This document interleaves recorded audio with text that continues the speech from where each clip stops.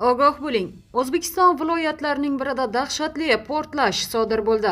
Halok bo'lganlar borligi aytiladi. Assalomu alaykum, hurmatli tomoshabin.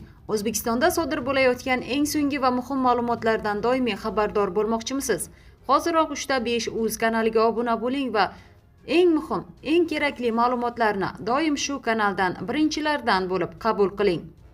Avvalroq Andijon viloyati Izboskan tumanida joylashgan masjidda gaz portlagani haqida xabar berilganda, ushbu portlashda 3 kishi halok bo'ldi.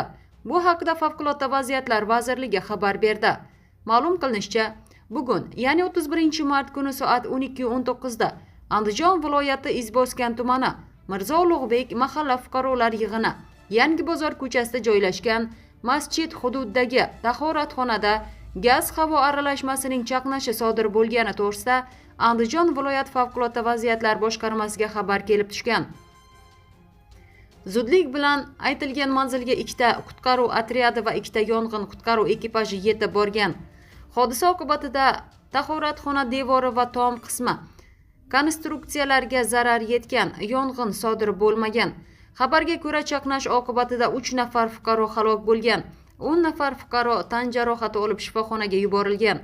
Voqea joyiga viloyat hokimi, favqulodda vaziyatlar bo'limi, ichki ishlar bo'limi, Milliy gvardiya, Sog'liqni saqlash boshqarmasi, prokuratura va hudud gaz ta'minot, tuman favqulodda vaziyatlar davlat quyi tizimi xizmatlari, kuch vositalari yetib borib, hodisa oqibatlari bartaraf etilmoqda deyiladi xabarda. Qo'shimcha qilinishicha, hodisa sodir bo'lgani xabar qilinganda vodiyda bo'lib turgan bosh vazir o'rinbosari Ochilboy Ramatov hamda favqulodda vaziyatlar vaziri general-mayor Botir Qudratxo'jayev Izboskan tumaniga yetib borgan.